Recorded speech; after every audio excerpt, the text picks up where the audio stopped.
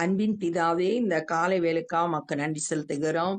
உம்மை நன்றியோடு துதிக்கிறோம், ஸ்தோத்தரிக்கிறோம். கடந்த நாட்கள் எல்லாம் எங்களை கண்ணின் மணியை போல காத்து கொண்டீர். இந்த காலை வேளையில கூட உம்முடைய சமூகத்திலே கூடி வரும்படியான ஸ்லாக்கியத்தை தந்தீர். நான் உன்னை விட்டு விலகுவதும் இல்லை, உன்னை கைவிடுவதும் இல்லை என்று வாக்கு பண்ணியிருக்கிறீர். உம்முடைய வார்த்தையின்படி நீர் எங்களோடு கூட இருக்கிறீர், வழி நடத்துகிறீர், பாதுகாக்கிறீர். அதற்காமை துதிக்கிறோம், ஸ்தோத்தரிக்கிறோம்.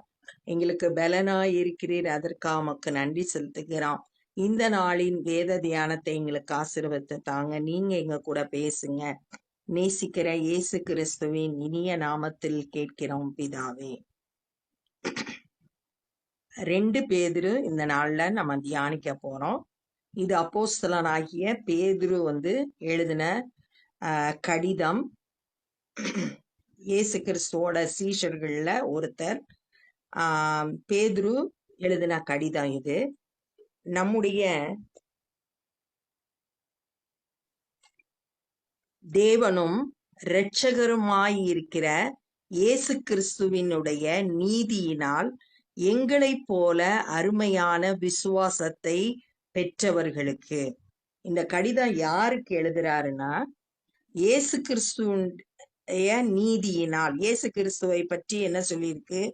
தேவனும் இரட்சகருமாய் இருக்கிற இயேசு கிறிஸ்து தேவன், அவர் ரட்சிக்கிறவர். அவருடைய நீதியினால எங்களை போல அருமையான விசுவாசத்தை பெற்றவர்கள்.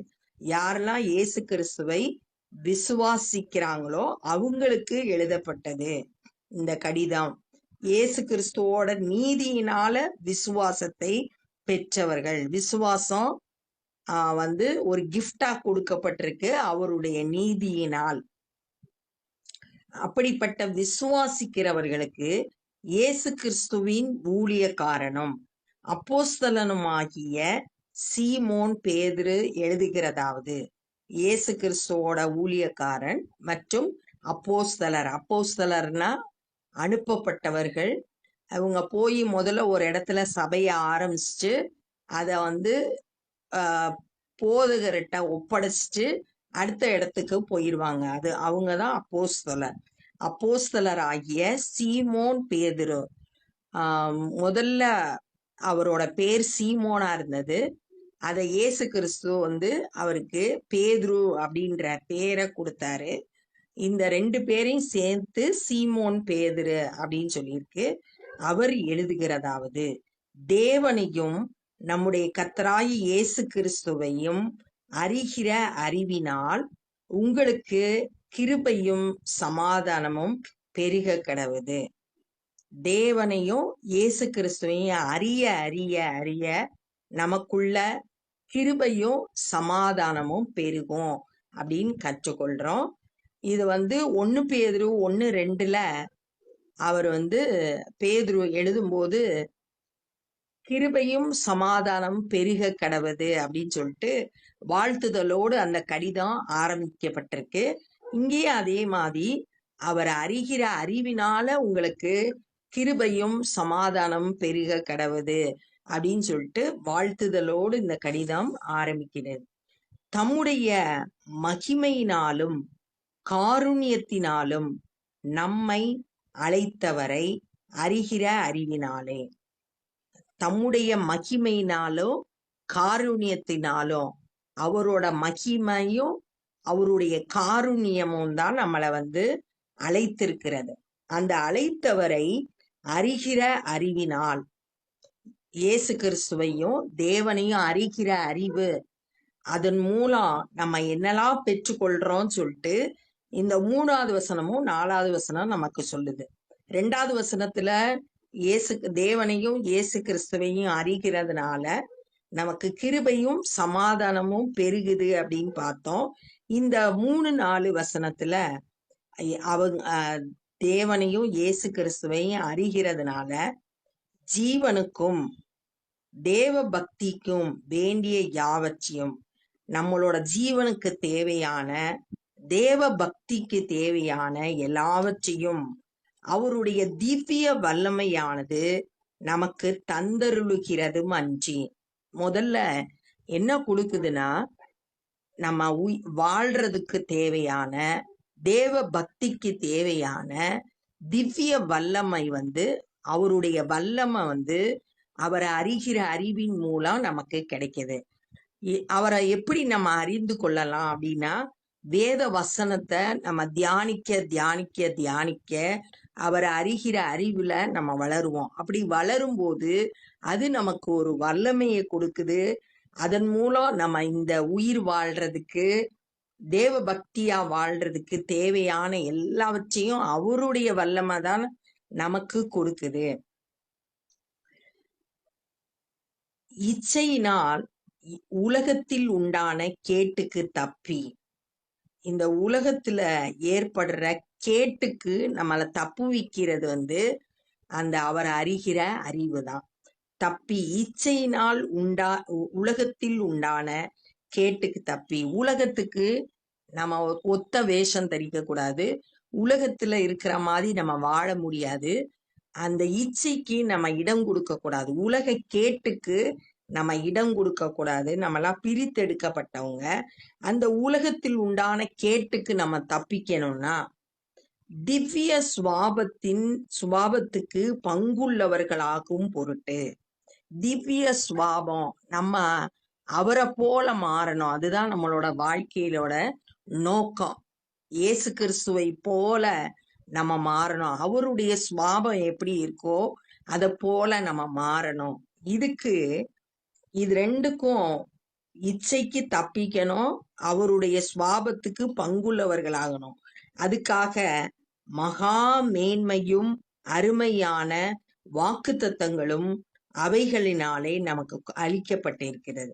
அவரை அறிகிற அறிவை நம்ம பெறும்போது உலக கேட்டுக்கு தப்பிக்கிறதுக்கு, அவருடைய சுபாவத்துல பங்குள்ளவர்களாகிறதுக்கு நமக்கு தேவையான மகா மேன்மையும் அருமையான வாக்குத்தத்தங்களை ஆண்டவர் நமக்கு கொடுக்கிறாரு. அது எப்படி நம்ம அறிந்து கொள்ளலாம்? அவரை அறிய அறிய அறிய அவரை பற்றிய அறிவின் மூலம் நம்ம இந்த வாக்குத்தத்தங்களை நம்ம பெற்றுக்கொள்றோம். அந்த வாக்குத்தத்தங்கள் அவைகளினாலே நமக்கு அளிக்கப்பட்டிருக்கிறது. அவைகள்ன்றது அவரை அறிகிற அறிவுனால கொடுக்கப்பட்டிருக்கிறது. இப்படி இருக்க நீங்கள் அதிக ஜாக்கிரதை உள்ளவர்களாய், இதெல்லாம் அவரை அறிகிற அறிவினால நம்ம பெற்றுக்கொள்றோம். அதனால ரொம்ப ஜாக்கிரதையா இருக்கணும். ஆவிக்குரிய வாழ்க்கையில உங்கள் விசுவாசத்தோடு தைரியத்தையும், ஆவிக்குரிய வாழ்க்கையில முதல்ல விசுவாசம், தேவன் மேல நம்ம வச்சிருக்க விசுவாசம், இதுதான் முதல் காரியம் நம்மகிட்ட காணப்பட வேண்டும். எபிரேயர் 11:6 விசுவாசம் இல்லாமல் தேவனுக்கு பிரியமாய் இருப்பது கூடாத காரியம் அப்படின்னு சொல்லியிருக்கு. நம்ம விசுவாசம்தான் ஆவிக்குரிய வாழ்க்கைக்கு அடிப்படையானது. அந்த விசுவாசத்தோடு தைரியம் நமக்கு வேணும். விசுவாசிக்கும் போது நம்ம அந்த தைரியத்தை நம்ம பெற்றுக்கொள்றோம். எபிரேயர் 10:35 என்ன சொல்லியிருக்குன்னா, மிகுந்த பலனுக்கு ஏதுவான உங்கள் தைரியத்தை விட்டு விடாதீர்கள் அப்படின்னு சொல்லியிருக்கு. தைரியமா செயல்படுறவங்களா நம்ம இருக்கணும். தைரியத்தோடு ஞானத்தையும், எந்த ஒரு செயலை செய்யணும்னா ஞானம் நமக்கு தேவை. ஞானமா செயல்படுறவங்களா இருக்கணும். அடுத்தது ஞானத்தோடு இச்சை அடக்கமும். இச்சை அடக்கம் குறித்து, இச்சைனா செல்ஃப் கண்ட்ரோல்னு இங்கிலீஷ் பைபிள்ல போட்டிருக்கு. நம்ம செல்ஃப் கண்ட்ரோல், நம்ம இஷ்டம் போல வாழ முடியாது. தேவன் எப்படி நமக்கு கற்றுக் கொடுக்குறாங்களோ அதன்படி வாழணும். நம்ம சுய கட்டுப்பாடு உள்ளவர்களா இருக்கணும். கலாத்தியர் 5:24 என்ன சொல்லியிருக்குன்னா, கிறிஸ்துவினுடையவர்கள் தங்கள் மாம்சத்தையும் அதன் ஆசை இச்சைகளையும் சிலுவையில் அறைந்திருக்கிறார்கள் அப்படின்னு சொல்லியிருக்கு. அதனால மாம்ச இச்சைகளுக்கு இடம் கொடுக்க கூடாது. இச்சை அடக்கம் உள்ளவர்களாய் இருக்கணும். இச்சை அடக்கத்தோடு பொறுமையை குறிச்சு யாக்கோபு 1ஆவது அதிகாரத்துல 4வது வசனம் என்ன சொல்லியிருக்குன்னா, நீங்கள் ஒன்றிலும் குறை உள்ளவர்களாய் இராமல் பூரணராயும் நிறைவுள்ளவர்களாய் இருக்கும்படி பொறுமையானது பூரண கிரியை செய்ய கடவுது அப்படின்னு சொல்லியிருக்கு. நம்ம பூரணரா இருக்கணும்னா, குற்றமற்றவர்களா இருக்கணும்னா, பொறுமை நமக்குள்ள பூரணமா கிரியை செய்யணும். அந்த பொறுமையோடு தேவ பக்தியும், தேவ பக்தியை குறிச்சு யாக்கோபு 1வது அதிகாரத்துல சொல்லியிருக்கு. தன்னோட நாவ அடக்கலைன்னா அவனோட தேவ பக்தி வீண்ன்னு சொல்லியிருக்கு. தேவ பக்தினா என்ன அப்படின்னு சொல்லிட்டு அங்க 2 காரியம் சொல்லப்பட்டிருக்கு. திக்கற்ற பிள்ளைகளையும் விதவைகளையும் விசாரிக்கணும், உலகத்தால் கரைபடாதபடி தங்களை காத்து கொள்ளணும். இது 2 தான் உண்மையான தேவ பக்தி அப்படின்னு சொல்லிட்டு யாக்கோபு 1வது அதிகாரம் 27வது வசனம் சொல்லி கொடுக்குது. அந்த தேவ பக்தி நம்ம கிட்ட காணப்படணும். தேவ பக்தியோடு சகோதர சிநேகிதமும் சகோதர சிநேகிதத்தை கொடுத்து எபிரேயர் 13:1 சகோதர சிநேகம் உங்களில் நிலைத்திருக்க கடவுது அப்படின்னு சொல்லிட்டு பவுல் சொல்றாரு. அப்ப சகோதர சிநேகிதம் உள்ளவர்களா நம்ம மற்றவர்களை ஒரு ஒரு கிறிஸ்தவங்களா இருந்தா நம்ம சகோதரர்களா மற்றவர்களை நேசிக்க தெரியணும். சகோதர சிநேகத்தோடு அன்பையும் கூட்டி வழங்குங்கள். அன்புள்ளவர்களா இருக்கணும். 1 யோவான் 4:7-8 என்ன சொல்லியிருக்குன்னா, அன்பு தேவனால் உண்டாயிருக்கிறது, அன்புள்ள எவனும் தேவனால் பிறந்து அவரை அறிந்திருக்கிறான், அன்பில்லாதவன் தேவனை அறியான், தேவன் அன்பாகவே இருக்கிறார் அப்படின்னு சொல்லியிருக்கு. அன்புள்ளவன் தேவனால் பிறந்து தேவனை அறிந்திருக்கிறான் அப்படின்னு சொல்லிட்டு அந்த வேத வசனம் சொல்லியிருக்கு. அதனால அன்பை கூட்டி வழங்குகிறவர்களாய் இருக்கணும் அப்படின்னு சொல்லியிருக்கு. நம்ம இதுல 8 காரியம் பார்க்கிறோம். ஒரு கிறிஸ்தவங்களோட வாழ்க்கையில இந்த 8 காரியமும் இருக்கணும். விசுவாசத்துல ஆரம்பிச்சது கடைசியில முடிகிறது அன்புல முடிகிறத நம்ம பார்த்தோம். இந்த 8 காரியமும் நம்மளிடத்துல ஒவ்வொரு விசுவாசிகளிடத்திலும் காணப்படணும். அப்ப இந்த நாள்ல நம்ம என்ன கற்றுக்கொண்டோம்னா, இந்த கடிதம் பேதுரு எழுதுறாரு. யாருக்கு எழுதுறாருன்னா, அவரை போல விசுவாசத்தை பெற்றுக்கொண்ட விசுவாசிகளுக்கு அவர் எழுதுறாரு அப்படின்னு பார்த்தோம். இயேசு கிறிஸ்துவை அறிகிற தேவனையும் இயேசு கிறிஸ்துவை அறிகிற அறிவினால நம்ம என்னெல்லாம் பெற்றுக்கொள்றோம்ன்றத பார்த்தோம். 1, கிருபையும் சமாதானமும் நம்ம கிட்ட பெருகுது. 2வது இந்த ஜீவனுக்கும் உயிர் வாழ்றதுக்கும் தேவ பக்திக்கும் தேவையான வல்லமைய அவரை அறிகிற அறிவு நமக்கு கொடுக்குது. உலகத்தில் உண்டான கேட்டுக்கு தப்பிச்சு அவருடைய திவ்ய சுவாபத்துக்கு நம்ம பங்குள்ளவர்கள் ஆகிறதுக்கு தேவையான வாக்கு தத்தங்களை அவரை அறிகிற அறிவு நமக்கு கொடுக்குது. இப்படி இருக்க நம்ம ரொம்ப ஜாக்கிரதை உள்ளவர்களா இந்த 8 காரியமும் ஒவ்வொரு கிறிஸ்தவங்கள்ட்டையும் காணப்படணும். 1, விசுவாசம், தைரியம், ஞானம், இச்சையடக்கம், பொறுமை, சகோதர சிநேகம், அன்பு.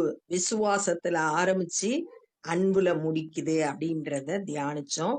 இப்படிப்பட்ட நல்ல குணங்களை பெற்றவர்களா ஆண்டவருக்கு மகிமையான சாட்சிகளா வாழும்படியா நம்ம அழைக்கப்பட்டிருக்கோம். இப்பொழுதும் நம்ம ஜெபம் பண்ண போறோம். அன்பின் பிதாவே, இந்த நாள்ல நாங்க கற்றுக்கொண்ட இந்த வேத பகுதிக்காய் நன்றி செலுத்துகிறோம். உம்மை அறிகிற அறிவினால ஆண்டவரே நாங்கள் இன்னும் ஆண்டவரே உம்மை அறிந்து கொள்ளணும். எங்களோட மனக்கண்களை திறந்தரலாம். வேதத்தில் உள்ள ஆண்டவரே சத்தியங்களை நாங்க சரியா புரிந்து கொள்ள உம்மை பற்றி அறிகிற அறிவிலே வளர ஒவ்வொரு நாளும் எங்களுக்கு கிருபை செய்யுங்க. நேற்று உம்மை பற்றி அறிந்ததை விட இன்னைக்கு நாங்க அதிகமா உம்மை அறிந்து கொள்ளணும். ஆண்டவரே ஸ்தோத்திரம் கர்த்தாவே, உம்மை துதிக்கிறோம். உலகத்தில் உண்டான கேட்டுக்கு நாங்க தப்பிக்கும்படியாகவும் உம்முடைய சுவாபத்தை பெற்றுக்கொள்ளும்படியாகவும் ஆண்டவரே நீர் எங்களுக்கு உதவி செய்யுங்க. ஆண்டவரே உம்மை துதிக்கிறோம். இங்க சொல்லப்பட்ட 8 காரியமும் எங்களோட வாழ்க்கையில காணப்பட கிருபை செய்யுங்க. ஆண்டவரே உம்மை துதிக்கிறோம், ஸ்தோத்தரிக்கிறோம். இந்த நாள்ல சுவிசேஷ பணியை செய்கிற ஒவ்வொருவரையும் உடைய கரத்திலே கொடுக்கிறோம். அநேகர் உம்மை விசுவாசிக்கத்தக்கதாய் அவங்கள பயன்படுத்துங்க ஆண்டவரே. அநேகர் ரட்சிக்கப்பட உதவி செய்யுங்க. நாங்களும் சுவிசேஷ பணியை செய்ய கிருபை தாரும். எல்லா துதி கன மகிமையும் உமக்கே செலுத்துகிறோம். நேசிக்கிற இயேசு கிறிஸ்துவின் இனிய நாமத்தில் கேட்கிறோம் பிதாவே, ஆமென். என் ஆத்துமாவே கர்த்தரை ஸ்தோத்திரி, என் முழு உள்ளமே பரிசுத்த நாமத்தை ஸ்தோத்திரி. என் ஆத்துமாவே கர்த்தரை ஸ்தோத்திரி, கர்த்தர் செய்த சகல உபகாரங்களை மறவாதே. ஆமென். God bless you.